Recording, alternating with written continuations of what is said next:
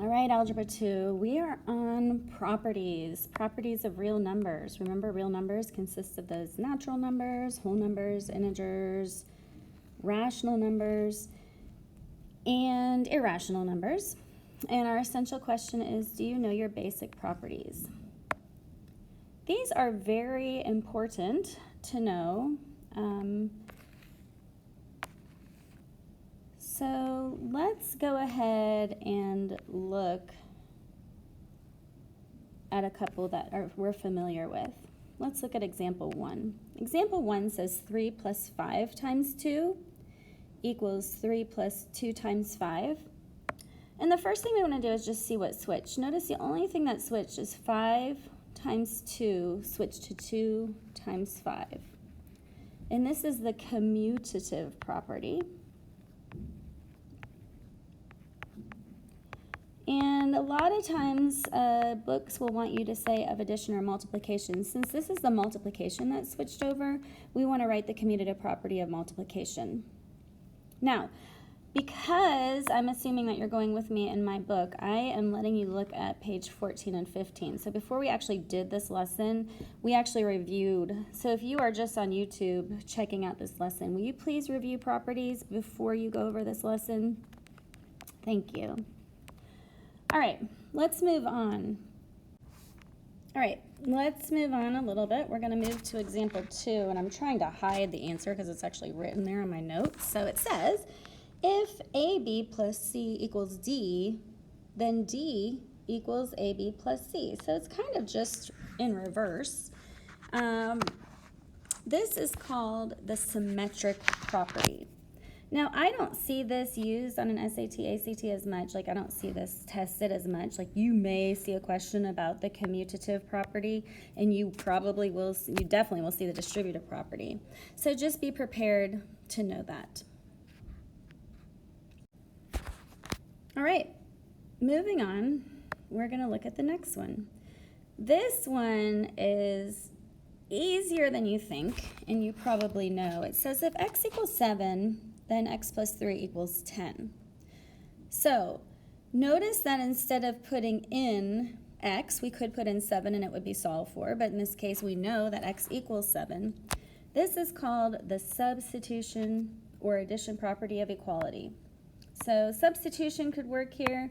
Addition property of equality could also work. And let's continue on. What if I have negative 1 plus 5 times 1/5 and negative 1 plus 1? So this is another one where we're looking step by step, and this is what we're going to do in our examples. Notice this changed to this. So we have to decide what property allows us to change this. Well, I see a 5 and 1/5, and I know that those can reduce, so we know this works. Okay, this is the property of reciprocals. Reciprocals. So remember that 5 and 1/5 are reciprocals, and I'm going to spell this out for you. So we're always looking step by step by step of what's happening. So before we dive into a proof for properties, let's go ahead and talk about how we could use properties to make our life easier. Example 5, I know you guys can solve this. We can solve this using like terms, blah, blah, blah. You guys are always good at stuff like that. And we can actually just underline and say, hey, I know that 21 and 18 are like terms. Okay, but we're going to use properties to get this done. So I'm going to actually rewrite this one over here so I have more room to write. So, well, that didn't work. I'm going to rewrite this right here. All right, so if I have 21 plus 4a plus 18 plus 6b, the first thing I notice is if I commute the 4a and the 18, I can go ahead and solve this. Now, I know this is tedious work, and you wouldn't necessarily do this if you saw this. You would probably just add it and call it a day. But notice we could use the commutative property. Okay, so I'm going to write that over here. I use the commutative property, and remember that was the commutative property of addition. So So I'm going to call that of addition.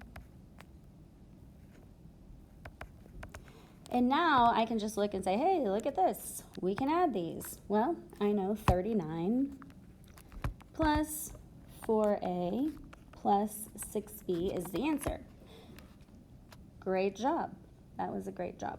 All right, moving on to example 6. We haven't talked about this property yet, but is one you will see and see and see again. And a lot of people get two properties confused, so I'm going to talk about those. I know you could just multiply the numbers. You guys are saying, hey, you could just multiply these numbers. You can, but what they want you to do is to use the associative property to show that the numbers that are going to be multiplied together. So I can take 6, and 5 times 9 I could take out. So notice I'm just taking out this 5 and this 9 and associating those. So that is called the associative property. And then I could just leave what's left over, a squared, b squared, and c. And if I continue to use the associative property, I'm just going to continue it right here. If I continue, I have 6 times 45 times a squared, b squared, c, which is equal to 270 a squared, b squared, c. Now, let's talk about really quickly about the difference between the associative and the commutative property. So if I have the associative property, that is saying 2 plus 3 plus 5a. When I use the associative property, that is going to group these together so I can show that they're being added. So, a lot of times in a proof, you'll see it, it will go from the non-grouped, and then it will show it grouped. So it will show 2 plus 3 plus 5a. And again, this is the associative property. The associative and commutative property can only be used with addition or multiplication. And let's look at the difference between the associative property and the commutative property. Okay, remember that commutative property was when I had like 2 plus 5a plus 3. And what I did is I switched these two. That is the commutative property.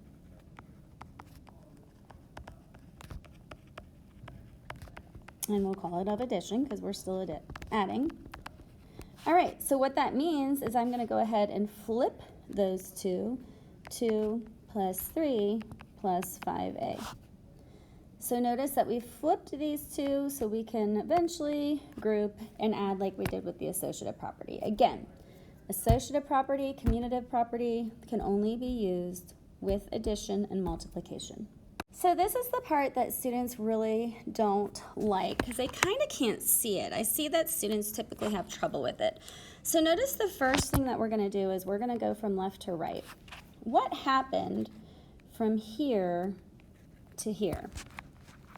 Do you think you could name the property that went from the left side to the right side?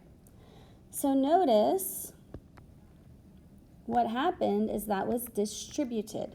So the first one will be the distributive property. All right, now we're going from here to here. What happened from here, step A, to step B? Notice the only thing that switched was the 2x plus 2. It flipped. And we just talked about these two properties. Do you remember what that property was called? Yes. It was called the commutative property of addition. And I'm going to start to abbreviate. All right. Now, what happened from step B to step C? Notice at one point, the 2x and the 2 were associated, and now the 2 and the negative 2 are associated. And that is called the associative property of addition. Great job. All right, well, there's 2 more steps. The next thing, notice from here we have 2 and negative 2. And 2 and negative 2 turned into 0. This is something we talked about a couple lessons back. This is the property of opposites.